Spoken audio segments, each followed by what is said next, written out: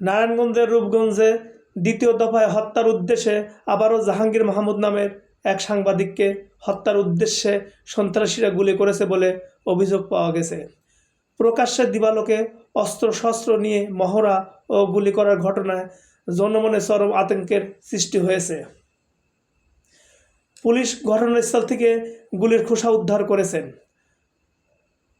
রোববার রাত 7টার দিকে উপজেলার গোলাকন্দাইন ইউনিয়নের নতুন বাজার এলাকায় ওই সাংবাদিকের বাড়িতে এ গুলির ঘটনা ঘটে। সাংবাদিক জাহাঙ্গীর মাহমুদ দৈনিক কালবেলা পত্রিকার রূপগঞ্জ প্রতিনিধি হিসেবে দায়িত্ব পালন করেছেন। সাংবাদিক জাহাঙ্গীর মাহমুদ জানান, তিনি কালবেলা পত্রিকার কর্মরত থাকা অবস্থায় ইয়াসিন মিয়া ওরফে ফেন্সি ইয়াসিনের বাহিনীর বিরুদ্ধে বিভিন্ন সময় মাদক, চাঁদাবাজি, জমি দখল সহ অপরাধ নিয়ে প্রতিবেদন প্রকাশ করেন। মাসুদুর রহমান ওরফে কাল্লা মাসুদ গ্রুপের হয়ে কাজ করেছে ইয়াসিন ওরফে ফেন্সি ইয়াসিন। এতে ক্ষিপ্ত হয়ে গত 15 দিন ধরে ইয়াসমিন মিয়া ক্ষতিপূরণ বাবদ জাহাঙ্গীর মাহমুদের কাছে 2 লাখ টাকা চাঁদা দাবি করে। সংবাদ প্রকাশের জের ও দাবিকৃত চাঁদা টাকা না দেওয়ায় গত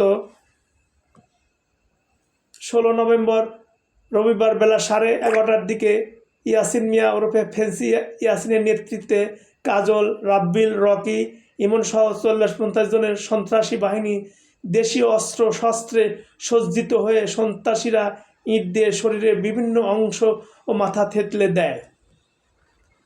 হামলাকারীরা বেশ কয়েক রাউন্ড ফাঁকা গুলি ছুড়ে এলাকা ত্যাগ করে। এ ঘটনায় রূপগঞ্জ প্রেস ক্লাবের সাংগঠনিক সম্পাদক ও দৈনিক কালের কণ্ঠের সাংবাদিক রাসেল আহমেদ বাদী হয়ে রূপগঞ্জ থানায় একটি মামলা দায়ের করেন। জাহাঙ্গীর মাহমুদ আরও জানান, কয়েকদিন ধরেই মাসুদুর রহমান ওরফে কাল্লা মাসুদ, ইয়াসিন ওরফে ফেন্সি ইয়াসিন, কাজল সহ আসামিপক্ষের সন্ত্রাসীরা মামলা তুলে নিতে হত্যার হুমকি দিয়ে আসছে। হুমকির ঘটনায় 30 ডিসেম্বর শনিবার জাহাঙ্গীর মাহমুদ বাদী হয়ে রূপগঞ্জ থানায় একটি সাধারণ ডায়েরি করেন।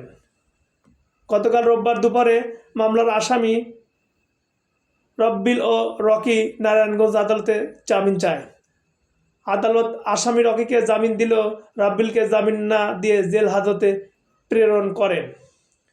এরপর বিকালে মাসুদুর রহমান ওরফে কাল্লা মাসুদ ও ইয়াসিন ওরফে ফেন্সি ইয়াসিনের নেতৃত্বে জাহাঙ্গীর মাহমুদের বাড়ি আশেপাশের রাস্তা দিয়ে হোন্ডা মহড়া এবং গালিগালাজ দেয়। রাত 7:30টার দিকে জাহাঙ্গীর মাহমুদকে হত্যার উদ্দেশ্যে ঘরে জানালা দিয়ে গুলি ছুড়ে একদল সন্ত্রাসী। গুলিটি জানালা দিয়ে ছিদ্র হয়ে ঘরের ভিতর ঢুকে যায়, তবে অল্পের জন্য জাহাঙ্গীর মাহমুদ শরীরে লাগেনি। এতে করে এলাকায় জনমনে চরম আতঙ্কের সৃষ্টি হয়েছে। ঘটনার পর থেকে চরম নিরাপত্তাহীনতায় ভুগছেন জাহাঙ্গীর মাহমুদ সহ পরিবারের সদস্যরা। তবে এ ব্যাপারে মাহমুদুর রহমানের সঙ্গে যোগাযোগ করা হলে তিনি তার বিরুদ্ধে আনীত অভিযোগ সম্পূর্ণ মিথ্যা ও বানোয়াট বলে দাবি করেন।